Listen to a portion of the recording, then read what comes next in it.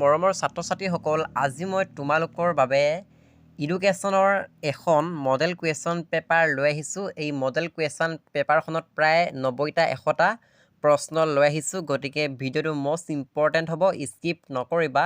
এই ভিডিঅ'টো যদি তোমালোকে ভালদৰে চাই যোৱা তেনেহ'লে তোমালোকে এডুকেশ্যনৰ পৰীক্ষাত লেটাৰ পাব পাৰিবা, কিয়নো এডুকেশ্যনৰ পৰীক্ষাত কেনেকৈ লিখিব লাগে সেইবোৰ টিপছ দিম, লগতে কেনেকুৱা প্ৰশ্ন আহে সেই সকলোবোৰ ডিটেইলছ আমি এই ভিডিঅ'টো ডিছকাছ কৰিম। গতিকে ভিডিঅ'টো মষ্ট ইম্পৰ্টেণ্ট হ'ব, স্কিপ নকৰিবা। চেনেলটো যদি প্ৰথমবাৰৰ বাবে চাইছা তেনেহ'লে চেনেলটো ছাবস্ক্ৰাইব কৰি ল'বা, আৰু লাইক এটা যদি কৰা নাই লাইক এটা কৰি দিবা, যিহেতু মই তোমালোকৰ বাবে ভিডিঅ'বোৰ কষ্ট কৰি বনাই আছোঁ। আৰু বহুতো ছাত্ৰ ছাত্ৰীয়ে যোৱাকালি শ্বৰ্টেজ অধ্যয়নৰ পৰীক্ষা দি আহি মোক মেছেজ কৰি জনাইছে যে শ্বৰ্টেজ অধ্যয়নৰ পৰীক্ষাত কমন পৰিছে বহুতকেইটা। গতিকে তাৰ বাবে ভাল লাগিছে, তোমালোকে এনেকৈ ভিডিঅ'সমূহ চাই যাবা, নিশ্চয় তোমালোকৰ এডুকেশ্যনৰ পৰীক্ষাটো কমন পৰিব। গতিকে প্ৰথম প্ৰশ্নটো চোৱা, অসমৰ প্ৰথম মাধ্যমিক বিদ্যালয়খনৰ নাম লিখা। এইটো মষ্ট ইম্পৰ্টেণ্ট হয়। উত্তৰটো হ'ব গুৱাহাটী ছেমিনাৰ বা গুৱাহাটী ছেমিনাৰী। কিতাপত ধুনীয়াকৈ দিয়া আছে, উত্তৰটো চাই ল'বা। উত্তৰটো হ'ব গুৱাহাটী ছেমিনাৰী। ইয়াত তোমালোকে দীৰ্ঘইকাডাল দিবা, অ'কে। গতিকে এনেকুৱা প্ৰশ্নবোৰ আহিব। 1 নম্বৰীয়া প্ৰশ্ন তোমালোকৰ 12টা আহিব। গতিকে 12 নম্বৰ পাবলৈ তোমালোকে কিতাপখন ভালদৰে খচৰি মচৰি পঢ়িব লাগিব, কাৰণ এডুকেশ্যনৰ পৰীক্ষাত প্ৰশ্নবোৰ বনাই দিব আৰু কিতাপৰ মাজৰ পৰা দিব। গতিকে কিতাপখনৰ কনচেপ্টটো তোমালোকে ভালদৰে চাই যাব লাগিব। ঠিক এনেকুৱা ধৰণৰ যি মুক্ত বিশ্ববিদ্যালয়ৰ নাম এনেকুৱা প্ৰশ্নবোৰ আছে পৰীক্ষাত, সেই লেচনটোৰ পৰা ভালদৰে চাই যাবা। আন্তৰ্জাতিক নাৰী দিৱস কেতিয়া পালন কৰা হয়? এনেকুৱা এটা দিৱসৰ ওপৰত প্ৰশ্ন আহে, যেনে বিশ্ব পৰিৱেশ দিৱস কেতিয়া পালন কৰা হয় সেইটো আহে, আগতে আহিছে। একেদৰে জনসংখ্যা দিৱস কেতিয়া পালন কৰা হয়? নিশ্চয় তোমালোকে জানা 11 জুলাই তাৰিখে পালন কৰা হয়। ঠিক একেদৰে আন্তৰ্জাতিক নাৰী দিৱস কেতিয়া পালন কৰা হয়? এইটো পৰীক্ষাত আহিছে, ফাইনেল পৰীক্ষাত আগতে। ইয়াৰ উত্তৰটো হ'ব 8 মাৰ্চ তাৰিখে, মষ্ট ইম্পৰ্টেণ্ট। ছাত্ৰই পৰীক্ষাৰ সময়ত অধ্যয়ন প্ৰদান কৰা মনোযোগক কি মনোযোগ বোলে? এনেকৈ পৰীক্ষাত দিয়ে। ইয়াৰ উত্তৰটো হ'ব স্পষ্ট মনোযোগ বুলি কোৱা হয়, মষ্ট ইম্পৰ্টেণ্ট। খালী ঠাই তোমালোকৰ পৰীক্ষাত বহুতকেইটা আহে, প্ৰায় 5টামান খালী ঠাই আহি যায়। মুডালিয়াৰ আয়োগ মাধ্যমিক শিক্ষা কি নামেৰে জনা যায়? মানে কি আয়োগ নামেৰে জনা যায়? অৰ্থাৎ মুডালিয়াৰ আয়োগৰ আন এটা নাম হৈছে মাধ্যমিক শিক্ষা আয়োগ, এনেকৈ জনা যায়, অ'কে। প্ৰশ্নবোৰ পৰীক্ষাত বনাই দিব। সাঁতোৰা ডেছ স্মৃতিৰ বাবে সম্ভৱ? উত্তৰটো হ'ব সাঁতোৰা অভ্যাস স্মৃতিৰ বাবে সম্ভৱ, মষ্ট ইম্পৰ্টেণ্ট। অসমৰ উচ্চতৰ মাধ্যমিক শিক্ষা সংসদ ডেছ চনত স্থাপন কৰা হৈছিল? ইয়াৰ উত্তৰটো হ'ব 1984 চনত। উত্তৰটো হ'ব 1984 চনত স্থাপন কৰা হৈছিল। আৰু অসম উচ্চতৰ মাধ্যমিক শিক্ষাৰ ইয়াৰ ওপৰত প্ৰশ্ন আহিব এটা হ'লেও। বহুভুজ বাৰম্বাৰতাসমূহৰ ডেছ ওপৰত উপস্থাপন কৰা হয়? এনেকৈ দিব প্ৰশ্নটো। ইয়াৰ উত্তৰটো হ'ব মধ্যবিন্দু। উত্তৰটো হ'ব মধ্যবিন্দু, অ'কে। অন্ধ্ৰপ্ৰদেশ বিশ্ববিদ্যালয় ভাৰতবৰ্ষৰ প্ৰথম মুক্ত বিশ্ববিদ্যালয়, মানে খালী ঠাই। এইডোখৰত তোমালোকে খালী ঠাই দিব যে ডেছ বিশ্ববিদ্যালয় ভাৰতবৰ্ষৰ প্ৰথম মুক্ত বিশ্ববিদ্যালয়। ইয়াৰ উত্তৰটো হ'ব অন্ধ্ৰপ্ৰদেশ, অ'কে। অনুমিত গড় পদ্ধতিৰে AM হৈছে শ্ৰেণী অন্তৰালৰ ডেছ, এনেকৈ দিব। ইয়াৰ উত্তৰটো হ'ব আনুমানিক গড়। এইটো হৈছে খালী ঠাই, মষ্ট ইম্পৰ্টেণ্ট। আগ্ৰহ হ'ল সুপ্ত মনোযোগ আৰু মনোযোগ হ'ল ক্ৰিয়াশীল আগ্ৰহ, কথাষাৰ কোনে কৈছিল? উত্তৰটো হ'ব মেকডুগল। এইটো আগতে বহুবাৰ আহিছে, আহিব পাৰে। এনেকুৱা এটা প্ৰশ্ন আহিব, এতিয়া জানি লোৱা। তোমালোকে এডুকেশ্যনৰ পৰীক্ষাত এনেকুৱা এটা প্ৰশ্ন চাই গ'লে 1 নম্বৰ পাই যাবা। এই কথাষাৰ কোনে কৈছিল? এনেকুৱা এটা প্ৰশ্ন আহিব, হয়তো স্মৃতি বিস্মৃতিৰ পৰা আহিব, নহ'লে মনোযোগ আগ্ৰহ বা এনেকুৱা যিমানবোৰ লেচন আছে তাৰ পৰা আহিব বা শিক্ষণৰ পৰা আহিব। কিন্তু এইটো কমন কুৱেশ্যন, এনেকুৱা প্ৰশ্ন চাই যাবা। পৰিপক্কতা আৰু শিক্ষণৰ এটা উমৈহতীয়া পাৰ্থক্য লিখা। এইটো মষ্ট ইম্পৰ্টেণ্ট। এনেকুৱা পাৰ্থক্যবোৰ তোমালোকৰ কিতাপত আছে আৰু পৰীক্ষাত আহে। তাৰপিছত এইটো চাই যাবা। তাৰপিছত অসমৰ প্ৰথম মুক্ত বিশ্ববিদ্যালয়খনৰ নাম কি? এইটো ইম্পৰ্টেণ্ট হয়। ইয়াৰ উত্তৰটো হ'ব KKHSOU, অৰ্থাৎ Krishnakanta Handiqui state open university. জনসংখ্যা শিক্ষাৰ ধাৰণাটো কোনে প্ৰৱৰ্তন কৰিছিল? এইটো ইম্পৰ্টেণ্ট। ইয়াৰ উত্তৰটো হ'ব আলভা মিৰ্ডালে। এইটো 2013 চনত আহিছিলে। জনসংখ্যা শিক্ষাৰ নামাকৰণ কোনে কৰিছিল? এইটো ইম্পৰ্টেণ্ট। ইয়াৰ উত্তৰটো হ'ব নবেল ডেভিড বাৰ্লছনে নামাকৰণ কৰিছিল। এইবোৰ ইম্পৰ্টেণ্ট হয়। তাৰপিছত তোমালোকৰ পৰীক্ষাত সূত্ৰ লিখা আহে, যেনে অনুমিত গড় পদ্ধতিৰে গড় উলিওৱা সূত্ৰ। এই সূত্ৰটো তোমালোকৰ কিতাপত ধুনীয়াকৈ আছে, সেয়েহে মই ইয়াৰ আনচাৰবোৰ লিখি দিয়া নাই। এডুকেশ্যনৰ কিতাপখন ভালদৰে মেলা, তাত তোমালোকে পাই যাবা। সূত্ৰ তোমালোকৰ আহিব দুটা সূত্ৰ আহে, যেনে গড়ৰ সূত্ৰ আহে, মধ্যমা উলিওৱা সূত্ৰ আহে। গতিকে সূত্ৰবোৰ ভালদৰে চাই ল'বা। ভাৰতৰ ভাগ্য এটা শ্ৰেণীকক্ষৰ গঢ় লয় কথাষাৰ কোনে কৈছিলে? কথাষাৰ কৈছিলে কোঠাৰী আয়োগ। গতিকে কোঠাৰী আয়োগৰ ওপৰত তোমালোকে চাই যাবা। বিশ্ব জনসংখ্যা দিৱস 11 জুলাই তাৰিখে পালন কৰা হয়। কোন চনত ষ্টকহোম সন্মিলন অনুষ্ঠিত হৈছিলে? ইয়াৰ উত্তৰটো প্ৰায় 1972 মান হ'ব লাগে মই ভবা মতে। তোমালোকে ভালদৰে চাবা আৰু কমেণ্ট কৰি জনাবাচোন উত্তৰটো কি হয়। স্মৃতি কাক বোলে? সংজ্ঞা দিয়া। বিস্মৃতি কি? Most important. তুমি এই চেপ্টাৰটো স্মৃতি মানে কি, বিস্মৃতি মানে কি জানিব লাগিব, কাৰণ ইয়াৰ ওপৰত প্ৰশ্ন আহিব।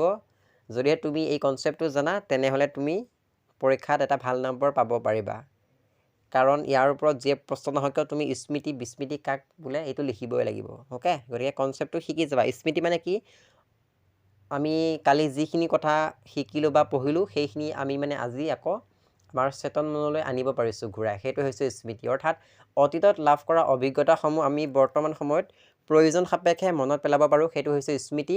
আৰু বিস্মৃতি মানে হৈছে পাহৰণি। অৰ্থাৎ কালি আমি যিখিনি কথা শিকিলোঁ বা পঢ়িলোঁ সেই কথাখিনি যেতিয়া আমি আজি পাহৰি যাম বা আমাৰ চেতন মনলৈ বা আমি মগজুলৈ আনিব নোৱাৰিম, সেইটো হৈছে বিস্মৃতি। অ'কে, গতিকে বিস্মৃতি মানে হৈছে পাহৰণি। এই কনচেপ্টটো তুমি লিখিব লাগিব, পৰীক্ষাত আহি থাকে।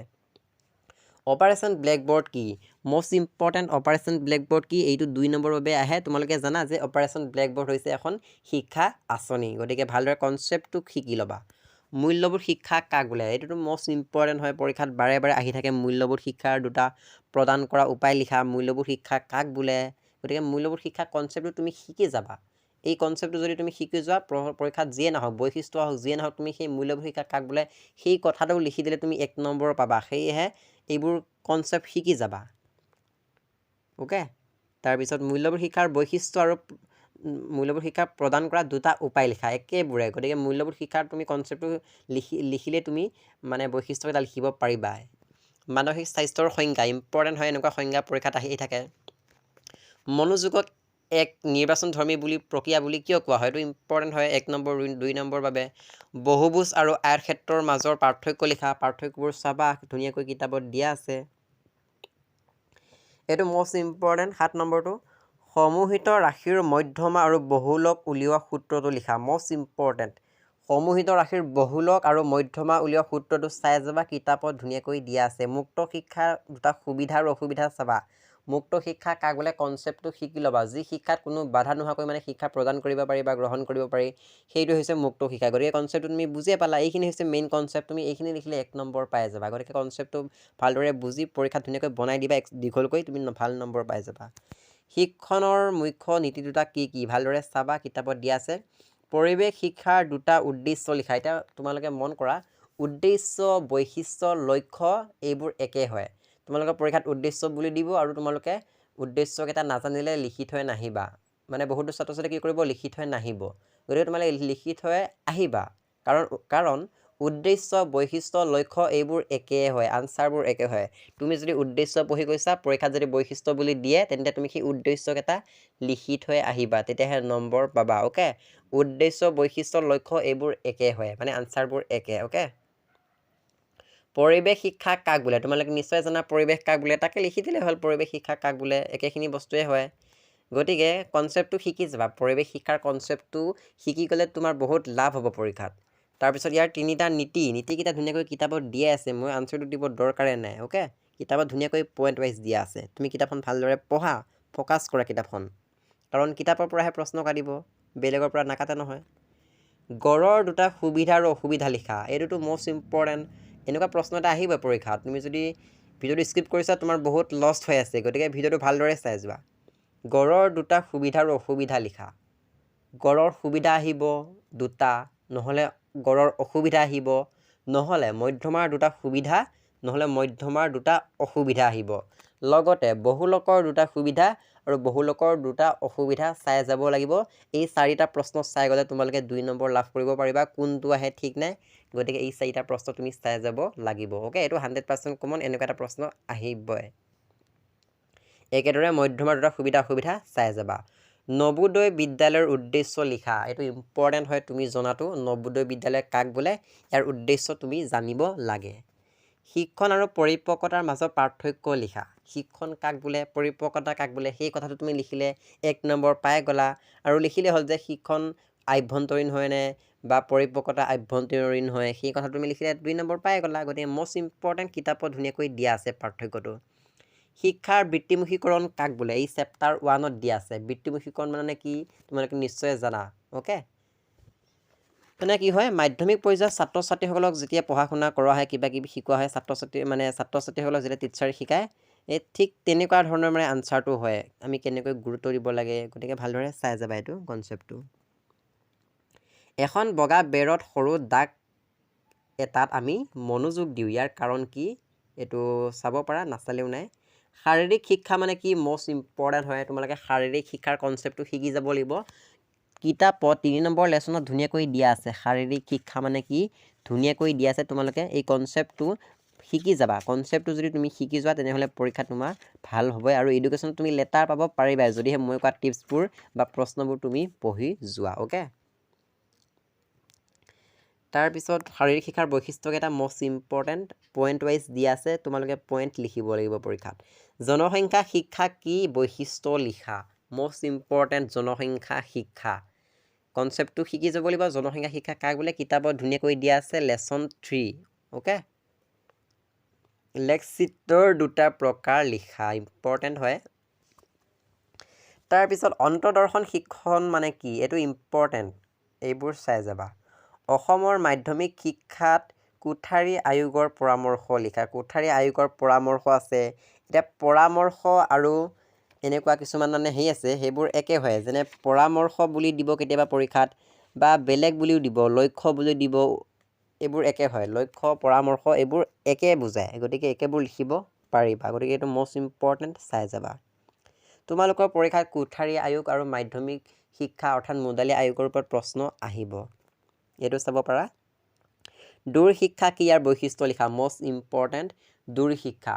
এতিয়া পৰীক্ষাত দূৰ শিক্ষা বুলি কেতিয়াবা দিব আৰু কেতিয়াবা দূৰত্ব শিক্ষা বুলি দিব। দূৰ শিক্ষা মানে কি, যি শিক্ষা ব্যৱস্থাত আমি দূৰে দূৰে থাকি শিক্ষা গ্ৰহণ কৰিব পাৰোঁ বা প্ৰদান কৰিব পাৰোঁ, সেইটোৱে হৈছে দূৰত্ব শিক্ষা। গতিকে দূৰত্ব শিক্ষাৰ যদি কনচেপ্টটো তুমি বুজি লোৱা, তেন্তে পৰীক্ষাত তুমি নিশ্চয় 1 নম্বৰ এটা হ'লেও লাভ কৰিব পাৰিবা।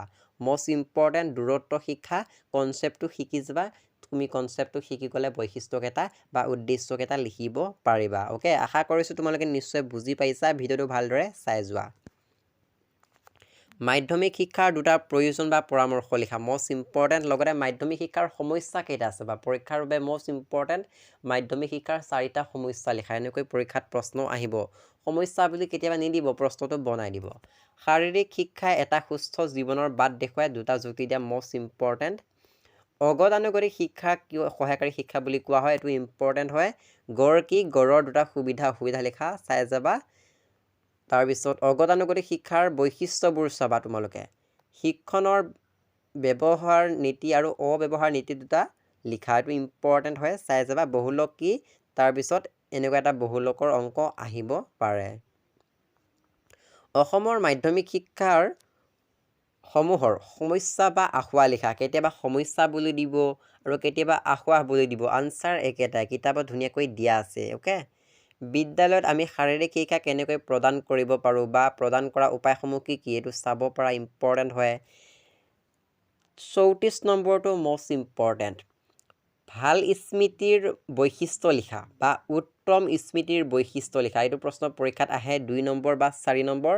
ভাল স্মৃতি আৰু উত্তম স্মৃতি বৈশিষ্ট্য 4টা লিখা বুলি পৰীক্ষাত আহিব। অ'কে, গতিকে ভাল স্মৃতি আৰু উত্তম স্মৃতি কনচেপ্টটো শিকি যাবা। এতিয়া স্মৃতি কাক বোলে তুমি জানিব লাগিব। মই খন্তেক আগতে কৈছোঁ যে অতীতত লাভ কৰা অভিজ্ঞতাসমূহ আমি বৰ্তমান সময়ত যেতিয়া প্ৰয়োজন সাপেক্ষে আমাৰ চেতন মনলৈ আনিব পাৰিম, তাকে স্মৃতি বুলি কোৱা হয়। গতিকে তুমি সেই স্মৃতিৰ কনচেপ্টটো বুজি পালে ইয়াৰ আনচাৰকেইটা লিখিব পাৰিবা। তুমি স্মৃতি কাক বোলে সেইটো লিখিবা, তাৰপিছত তুমি এই পইণ্টকেইটা লিখিব লাগিব। পইণ্টকেইটা ধুনীয়াকৈ কিতাপত দিয়া আছে। মনোযোগ আৰু আগ্ৰহৰ মাজত থকা সম্পৰ্ক ব্যাখ্যা কৰা। মনোযোগ আৰু আগ্ৰহৰ তুমি কনচেপ্টটো শিকি গ'লে এই মানে ইয়াৰ আনচাৰটো তুমি কিবা এটা লিখি থৈ আহিব পাৰিবা পৰীক্ষাত। গতিকে চাই যাবা। এজন মানসিক সুস্থ ব্যক্তিৰ 4টা বৈশিষ্ট্য লিখা, এইটো মষ্ট ইম্পৰ্টেণ্ট হয়। এইটো শিকি যাবা তোমালোকে এজন মানসিক সুস্থ ব্যক্তিৰ 4টা বৈশিষ্ট্য পৰীক্ষাত আহে মোষ্ট ইম্পৰ্টেণ্ট বাৰম্বাৰ বিভাজন তালিকা কি জানিব লাগে বৃত্তচিত্ৰ অংকন কৰা তোমালোকৰ পৰীক্ষাৰ বাবে মোষ্ট ইম্পৰ্টেণ্ট এটা চিত্ৰ বৃত্তচিত্ৰ অংকন কৰা এনেকুৱা এটা মেথছ আহিব আৰু এইটো তোমালোকে মেথছখিনি কৰিব লাগিব কৰি পেলাই তোমালোকে এটা বৃত্তচিত্ৰ অংকন কৰিব লাগিব অগতানুগতিক শিক্ষা কি ইয়াৰ বৈশিষ্ট্য আলোচনা কৰা এতিয়া অগতানুগতিক শিক্ষা কাক বুলি তোমালোকে জানিব লাগিব তোমালোকে অগতানুগতিক শিক্ষা কাক বোলে সেই কনচেপ্টটো শিকি যাবা তেতিয়া তোমালোকে নিশ্চয় পৰীক্ষাত ভাল নম্বৰ পাব পাৰিবা এতিয়া মই কম অগতানুগতিক শিক্ষা কাক বোলে উত্তৰটো লিখিবা স্কুলৰ বাহিৰৰ ল'ৰা ছোৱালীক আনুষ্ঠানিক শিক্ষা প্ৰদানৰ যি ব্যৱস্থা কৰা হয় তাকে অগতানুগতিক শিক্ষা বুলি কোৱা হয় আনসাৰটো তোমালোকে বিভিন্ন ধৰণে লিখিব পাৰিবা আৰু ইয়াৰ বৈশিষ্ট্যকেইটা তোমালোকৰ কিতাপত ধুনীয়াকৈ দিয়া আছে 5টা বৈশিষ্ট্য গতিকে এইটো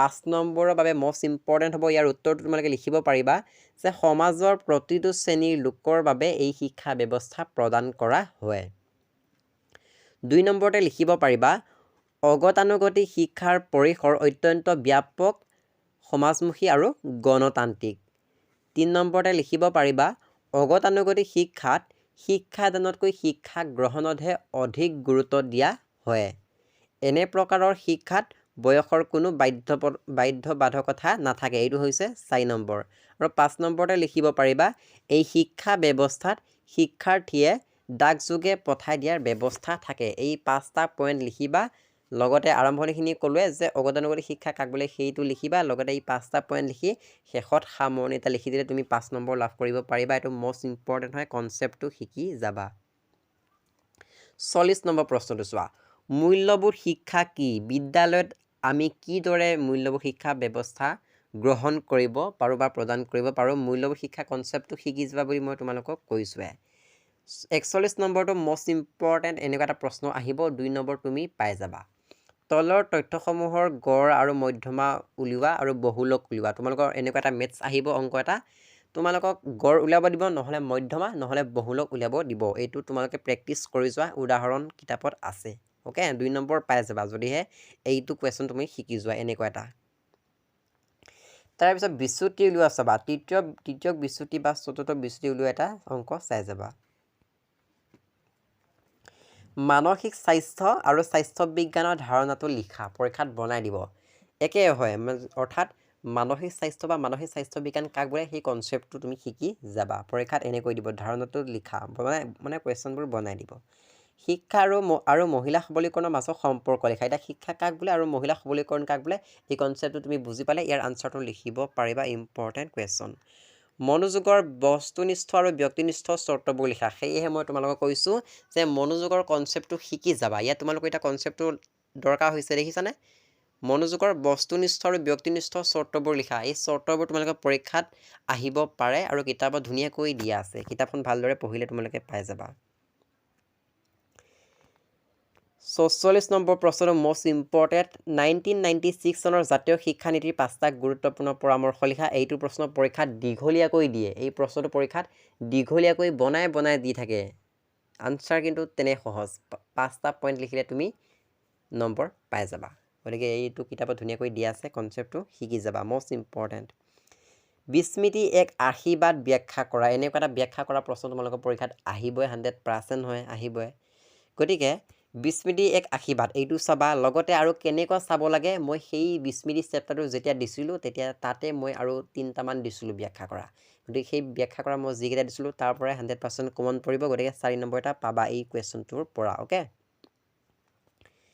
মানসিক সুস্থ ব্যক্তিৰ বৈশিষ্ট্য লিখা এইটো মোষ্ট ইম্পৰ্টেণ্ট এনেকুৱা প্ৰশ্ন আহিবই পৰীক্ষাত বাৰম্বাৰতা বিভাজন তালিকা কি আলোচনা কৰা ইম্পৰ্টেণ্ট শিক্ষণৰ প্ৰাথমিক নীতিসমূহ কি যিকোনো এটা নীতিৰ বিষয়ে লিখা যিকোনো এটা নীতিৰ বিষয়ে তোমালোকে চাই যাবা অসম মাধ্যমিক শিক্ষা 1961ৰ দফাকেইটা লিখা 5টা দফা তোমালোকে লিখিব পাৰা শিক্ষণৰ অনুশীলন নীতিৰ 2টা ভাগ বৰ্ণনা কৰা ইম্পৰ্টেণ্ট হয় পৰিৱেশন শিক্ষাৰ পৰিসৰ বিষয়ে লিখা মানে পৰিৱেশ শিক্ষাৰ পৰিসৰটো তোমালোকে শিকি যাব লাগে শিক্ষণৰ ফলাফল আৰু অনুশীলন নীতিৰ বিষয়ে চমুকৈ লিখা তোমালোকৰ এনেকুৱা নীতিৰ ওপৰত আহিব অৰ্থাৎ শিক্ষণ কাক বোলে কনচেপ্টটো শিকিবা লগতে ফলাফল নীতি মানে কি অনুশীলন নীতি মানে কি এই কনচেপ্টটো তুমি শিকি গ'লে তুমি লিখিব পাৰিবা বনাই লিখিব গতিকে কনচেপ্টটো শিকি ল'বা শিক্ষণৰ অন্তৰ্দৰ্শন পদ্ধতিৰ 4টা বৈশিষ্ট্য লিখা গতিকে শিক্ষণৰ অন্তৰ্দৰ্শন পদ্ধতি কাক বোলে শিকি যাবা তোমালোকৰ পৰীক্ষাত অনুবন্ধন পদ্ধতি প্ৰচেষ্টা আৰু ভুল পদ্ধতি অন্তৰ্দৰ্শন পদ্ধতি ইয়াৰ ওপৰত পৰীক্ষাত প্ৰশ্ন আহিব 4 নম্বৰ কোনটো আহে সেইটোতো তুমিও ক'ব নোৱাৰা ময়ো ক'ব নোৱাৰো গতিকে তুমি এই তিনিটা চাই যাব লাগিব অন্তৰ্দৰ্শন পদ্ধতি আৰু প্ৰচেষ্টা আৰু ভুল পদ্ধতি আৰু অনুবন্ধন পদ্ধতি আৰু অনুবন্ধনটো আন আৰু বেলেগ এটা নামেৰে জনা যায় গতিকে সেইটো অনুবন্ধিত বুলি কোৱা হয় গতিকে ভালদৰে চাই যাবা 4 নম্বৰ পাই যাবা বৈশিষ্ট্য চাবা বৈশিষ্ট্য আহিব অন্তৰ্দৰ্শন পদ্ধতি বৈশিষ্ট্য নহলে অনুবন্ধনৰ দুটা বৈশিষ্ট্য লিখা এনেকৈ দিব কিন্তু আমি শিকি যাবই লাগিব এই তিনিটা প্ৰশ্ন স্মৃতিৰ বাবে বিস্মৃতি প্ৰয়োজন বহলা লিখা এটো মোস্ট ইম্পৰ্টেন্ট হয় এনেকুৱা এটা প্ৰশ্ন আহিবই 4 নম্বৰ স্মৃতিৰ বাবে বিস্মৃতি কিয় প্ৰয়োজন মই ধুনিয়াকৈ যোৱাকালি ভিডিও এটাত দিছো গতিকে স্মৃতি বিস্মৃতি লেসনটো চালে তোমালোকে আনসাৰটো পাই যাবা বৰ্তমান সমাজত বাবে দূৰ শিক্ষা কিয় প্ৰয়োজন গতিকে দূৰ শিক্ষা কাক বোলে কনসেপ্টটো তুমি লিখিলেও 1 নম্বৰ এটা পাই যাবা এইবোৰে হৈছে কনসেপ্ট যদি তুমি এডুকেশনৰ কনসেপ্টবোৰ বুজিলে তুমি বনা লিখিব পাৰিবা আৰু লেটাৰ নম্বৰ ইজিলি পাই যাবা গতিকে দূৰ শিক্ষা কাক বোলে সেই আনসাৰটো যদি তুমি লিখি দিয়া এই কোৱেশ্চনটো তুমি 2 নম্বৰ লাভ কৰিব পাৰিবা ওকে মানসিক স্বাস্থ্য বিজ্ঞানৰ কাৰ্যবোৰ বৰ্ণনা কৰা ফাইনাল পৰীক্ষাত অহা প্ৰশ্ন হয় সকলোবোৰ এইটো মোস্ট ইম্পৰ্টেন্ট মানসিক স্বাস্থ্য বিজ্ঞানৰ কাৰ্যবোৰ বৰ্ণনা কৰা মানসিক স্বাস্থ্য বিজ্ঞান কাক বোলে যদি তুমি এইটো লিখা তুমি তেও 1 নম্বৰ এটা পাবা গতিকে পৰীক্ষাত প্ৰশ্নবোৰ এৰি থৈ নাহিবা কেন্দ্ৰীয় প্ৰবণতা কি তিনিটা সুবিধা লিখা মোস্ট ইম্পৰ্টেন্ট এইটো চাবা প্ৰচেষ্টা আৰু ভুল পদ্ধতিৰ বৈশিষ্ট্য ভেৰি ইম্পৰ্টেন্ট শিক্ষাৰ বস্তুনিষ্ঠ চৰ্ত ইম্পৰ্টেন্ট মুক্ত শিক্ষাৰ সুবিধা আৰু অসুবিধা মই কৈছে মুক্ত শিক্ষা সুবিধা অসুবিধা চাই যাবা মহিলা সবলীকৰণৰ প্ৰয়োজনীয়তা দুটা লিখা মাধ্যমিক শিক্ষা সংগঠন সম্পৰ্কে কোঠাৰী আয়োগৰ পৰামৰ্শ লিখা এটো মোস্ট ইম্পৰ্টেন্ট উত্তৰটো কিতাপত দিয়া আছে চতুৰ্থ বিশ্ববিদ্যালয় কাক বোলে ইয়াৰ তিনিটা সুবিধা চাবা মনোযোগ কাক বোলে মনোযোগ আৰু আগ্ৰহৰ মাজৰ সম্পৰ্ক চাবা কনসেপ্টটো শিকিবা মনোযোগ আৰু আগ্ৰহৰ কনসেপ্ট দণ্ডচিত্ৰ মানে কি ইয়াৰ বিভিন্ন প্ৰকাৰ ইম্পৰ্টেন্ট বাৰংবাৰতা কি ইয়াৰ অংশবোৰ আলোচনা কৰা দূৰ শিক্ষা নমনীয় শিক্ষা ব্যৱস্থা ব্যাখ্যা কৰা মোস্ট ইম্পৰ্টেন্ট মনোযোগ এক নিৰ্বাচন প্ৰক্ৰিয়া ব্যাখ্যা কৰা ইম্পৰ্টেন্ট মূল্যবোধ শিক্ষা কি ইয়াৰ গুৰুত্ব আৰু প্ৰয়োজনীয়তা লিখা মোস্ট ইম্পৰ্টেন্ট মূল্যবোধ শিক্ষা কি কনসেপ্টটো শিকি যাবা অৰ্থাৎ মূল্যবোধ মানে হৈছে আমি বেয়া গুণবোৰ আঁতৰাই ভাল গুণটো ল'ব লাগে মানে কনসেপ্টটো এনেকুৱা হয় গতিকে তুমি কিতাপত চাবা কনসেপ্টটো কেনেকৈ দিয়া আছে ভালদৰে চাই ল'বা এজন মানসিক সুস্থ ব্যক্তিৰো মানসিক স্বাস্থ্য বিজ্ঞানৰ প্ৰয়োজন কাৰণ লিখা মোস্ট ইম্পৰ্টেন্ট মানসিক স্বাস্থ্যবান লোকৰ 4টা বৈশিষ্ট্য লিখা এটো ভেৰি ইম্পৰ্টেন্ট এইটো প্ৰশ্ন তুমি পঢ়া মানসিক স্বাস্থ্য বিজ্ঞানৰ সেই লেসনটোত আছে আৰু মই ইয়াৰ আনসাৰটো যোৱাকালি ভিডিওত দিছো এইটো ভেৰি ইম্পৰ্টেন্ট তোমালোকৰ পৰীক্ষাত আহিব বুলি ধৰি লোৱা গতিকে এইটো তুমি শিকি যোৱা কনসেপ্টটো তুমি শিকি যোৱা এইটো মোস্ট ইম্পৰ্টেন্ট স্মৃতি প্ৰক্ৰিয়াৰ লগত জড়িত 4টা পৰ্যায় লিখা এটা আহি গল নহয় তোমালোকৰ খেলিমেলি হ'ব পৰ্যায় বুলি দিছে তোমালোকৰ পৰীক্ষাত পৰ্যায় বুলি নিদিব পাৰে বনাই দিব প্ৰক্ৰিয়া বুলি দিব বা চৰ্ত বুলি দিব গতিকে স্মৃতি প্ৰক্ৰিয়াৰ লগত জড়িত থকা পৰ্যায় লিখা চৰ্ত লিখা প্ৰক্ৰিয়া লিখা এনেকৈ প্ৰশ্নটো ঘূৰাই পকাই বনাই দিব আৰু তোমালোকে কনফিউজ হৈ যাবা সেয়ে মই তোমালোকক আগতীয়াকৈ কৈছো গতিকে স্মৃতি কাক বোলে কনসেপ্টটো তুমি লিখিব লাগিব লগতে সেই যি কেটা মানে প্ৰক্ৰিয়া আছিলে সেই প্ৰক্ৰিয়া কেটা তোমালোকৰ কিতাপত দিয়া আছে মানে শিক্ষণ বা প্ৰত্যাভিজ্ঞা মানে আনসাৰবোৰ এনেকুৱা হয় কিতাপত ধুনিয়াকৈ দিয়া আছে চাই ল'বা আৰু আমাৰ মডেল পেপাৰখনত আছে আনসাৰবোৰ মানে ইবুকখনত আছে আনসাৰবোৰ স্মৃতি আৰু বিস্মৃতি 4টা দৈহিক কাৰণ লিখা মোস্ট ইম্পৰ্টেন্ট কিতাপত দিয়া আছে শিক্ষণৰ অন্তৰ্দৰ্শন পদ্ধতি কি ইয়াৰ বৈশিষ্ট্য লিখা ভেৰি ইম্পৰ্টেন্ট কৈছোৱে মানসিক স্বাস্থ্য বিজ্ঞানৰ বিদ্যালয়ৰ ভূমিকা লিখা আগ্ৰহ কি ইয়াৰ বৈশিষ্ট্য লিখা আগ্ৰহ কনসেপ্ট শিকি যাবা প্ৰবৃত্তি মনোযোগৰ এক চৰ্ত ইম্পৰ্টেন্ট ব্যাখ্যা কৰা শিক্ষণৰ অনুশীলন নীতিৰ ভাগ দুটা কি ব্যৱহাৰ নীতি আৰু অব্যৱহাৰ নীতি মনোযোগ আগ্ৰহৰ একেটা মুদ্ৰাৰ দুটা পিঠি বহলা লিখা ইম্পৰ্টেন্ট অগতানুগতিক শিক্ষা গণতান্ত্ৰিক নীতিৰ ওপৰত প্ৰতিষ্ঠিত আলোচনা কৰা ভেৰি ইম্পৰ্টেন্ট আয়ত ক্ষেত্ৰ আৰু বহুভুজৰ মাজৰ পাৰ্থক্য লিখা চাই যাবা শিক্ষানুষ্ঠানত জনসংখ্যা শিক্ষা কেনেকৈ প্ৰদান কৰিব পাৰে বা ব্যৱস্থাবোৰ লিখা এনেকুৱা এটা প্ৰশ্ন আহিব পাৰে 1986 চনৰ জাতীয় শিক্ষা নীতি পৰামৰ্শসমূহ লিখা ভেৰি ইম্পৰ্টেন্ট IGNOU সম্পৰ্কে লিখা অগতানুগতিক শিক্ষা পৰীক্ষাৰ লিখা কনসেপ্টটো শিকি যাবা মাধ্যমিক শিক্ষাৰ সমস্যাবোৰ আলোচনা কৰা ভেৰি ইম্পৰ্টেন্ট তোমালোকক সমস্যা বুলি নিদিয়ে মানে দিব পাৰে সমস্যা বা আসোঁৱাহ বা প্ৰভাৱ এনেকৈ প্ৰশ্নটো বনাই দিব। গতিকে মষ্ট ইম্পৰ্টেণ্ট শিক্ষণৰ অন্তৰ্দৰ্শন পদ্ধতিৰ ওপৰত কহলাৰে কৰা পৰীক্ষাটো লিখা ইম্পৰ্টেণ্ট হয়। বৃত্তচিত্ৰ কি বৃত্তচিত্ৰ অংকন প্ৰণালী এটা চাবা। শাৰীৰিক শিক্ষা উদ্দেশ্য আৰু বৈশিষ্ট্য লিখা। এতিয়া পৰীক্ষাত উদ্দেশ্য বুলি দিব বা বৈশিষ্ট্য বুলি দিব, কিন্তু আনচাৰ একেটাই হয়। শিক্ষাৰ প্ৰাথমিক নীতিসমূহ কি কি যিকোনো এটা নীতিৰ বিষয়ে আলোচনা কৰা ইম্পৰ্টেণ্ট। বহুলক কি এখন বিভাজনৰ গড় 25 আৰু মধ্যমা 30 অৰ্থাৎ 30। বহুলক নিৰ্ণয় কৰা মষ্ট ইম্পৰ্টেণ্ট। মানসিক স্বাস্থ্য এক আপেক্ষিক ধাৰণা যুক্তি দিয়া। কিতাপত ধুনীয়াকৈ আনচাৰ দিয়া আছে, কনচেপ্টটো লিখিলে হৈ যাব। মাধ্যমিক শিক্ষাৰ 5টা সমস্যাৰ সমাধানৰ 4টা পৰামৰ্শ লিখা, এইটো ইম্পৰ্টেণ্ট হয়। মহিলা সবলীকৰণ কি তোমালোকে মহিলা সবলীকৰণৰ ওপৰত চাই যাব লাগিব। মষ্ট ইম্পৰ্টেণ্ট পৰীক্ষাত আহিব মহিলা সবলীকৰণৰ ওপৰত প্ৰশ্ন। গতিকে মহিলা সবলীকৰণ কি মহিলা সবলীকৰণৰ শিক্ষাৰ ভূমিকা আলোচনা কৰা ভেৰি ইম্পৰ্টেণ্ট 100% ইম্পৰ্টেণ্ট। মাধ্যমিক শিক্ষাৰ সংগঠন সম্পৰ্কে কোঠাৰী আয়োগে আগবঢ়োৱা পৰামৰ্শ লিখা বহুত ইম্পৰ্টেণ্ট। তোমালোকৰ পৰীক্ষাত মাধ্যমিক শিক্ষা আয়োগে আগবঢ়োৱা পৰামৰ্শসমূহ আহিব, অৰ্থাৎ কোঠাৰী আয়োগে আগবঢ়োৱা পৰামৰ্শসমূহ আহিব, মদালি আয়োগে আগবঢ়োৱা পৰামৰ্শসমূহ আহিব, আৰু পৰীক্ষাত পৰামৰ্শ বুলি নিদিয়ে, বেলেগ বুলি বনাই দিব। অ'কে। দণ্ডচিত্ৰ কাক বোলে ইয়াৰ বিভিন্ন প্ৰকাৰ বিষয়ে লিখা ভেৰি ইম্পৰ্টেণ্ট। আৰু তোমালোকক কৈছোঁ যেনে এনেকুৱা ধৰণৰ প্ৰশ্নবোৰ তোমালোকে চাই যাবা, স্কিপ নকৰিবা, এইবোৰ প্ৰশ্ন পৰীক্ষাত আহিব। গড় কি মধ্যমা কি বহুলক কি চতুৰ্থ বিচ্যুতি কি তলৰ তালিকাৰ পৰা গড় মধ্যমা আৰু বহুলক নিৰ্ণয় কৰা ভেৰি ইম্পৰ্টেণ্ট। তোমালোকৰ পৰীক্ষাত আহিব গড় কি মধ্যমা কি বহুলক কি বা চতুৰ্থ বিচ্যুতি কাক বোলে ইয়াৰ পৰা তলৰ তালিকাৰ পৰা গড় বা বিচ্যুতি বা মধ্যমা বা বহুলক উলিওৱা বা বিচ্যুতি উলিওৱা এনেকুৱা এটা প্ৰশ্ন দিব। ছাপ'জ ধৰা এনেকুৱা এটা প্ৰশ্নই দিব তোমালোকৰ পৰীক্ষাত। গতিকে এইখনে আছিলে এডুকেশ্যনৰ কুৱেশ্যন পেপাৰ অৰ্থাৎ মডেল কুৱেশ্যন পেপাৰ। যদিহে তোমালোকে এই মডেল কুৱেশ্যন পেপাৰখন ভালদৰে চাই গৈছা পৰীক্ষাত, তেন্তে ইয়াৰ পৰা বহুতকেইটা প্ৰশ্ন কমন পৰিব। আৰু মই যেনেকৈ কনচেপ্টৰ ওপৰত গুৰুত্ব দিছোঁ ঠিক তেনেকৈ তোমালোকে কনচেপ্টৰ ওপৰত গুৰুত্ব দিবা। কাৰণ এডুকেশ্যনৰ পৰীক্ষাত তুমি নজনা প্ৰশ্নটো এৰি থৈ নাহিবা, বনাই থৈ আহিবা। কাৰণ 1 নম্বৰ এটা কাৰণে তুমি হয়তো লেটাৰ নম্বৰ নাপাব পাৰা। গতিকে এডুকেশ্যনৰ পৰীক্ষাত এটাও প্ৰশ্ন এৰি থৈ নাহিবা, যি জানা তাকে লিখি থৈ আহিবা, মুঠতে এটাও প্ৰশ্ন এৰি থৈ নাহিবা। এডুকেশ্যনৰ পৰীক্ষাত প্ৰশ্নবোৰ বনাই দিব, আনচাৰ কিন্তু একেবোৰে হ'ব। প্ৰশ্নবোৰ বিভিন্ন ধৰণে বনাই দিয়ে, মই ইতিমধ্যে কৈছোঁৱে যে লক্ষ্য বৈশিষ্ট্য উদ্দেশ্য এইবোৰ একেই হয়। গতিকে এইবোৰ তোমালোকে এৰি থৈ নাহিবা। মই প্ৰতিটো ভিডিঅ'ত কৈছোঁ এডুকেশ্যনৰ পৰীক্ষাত প্ৰশ্নবোৰ বনাই দিব আৰু এইবোৰ একে হয়। গতিকে যিবোৰ প্ৰশ্ন ভেৰি ইম্পৰ্টেণ্ট এইটো চাবা, এনেকৈ কৈছোঁ সেইকেইটা প্ৰশ্ন তোমালোকে নোচোৱাকৈ নাযাবা।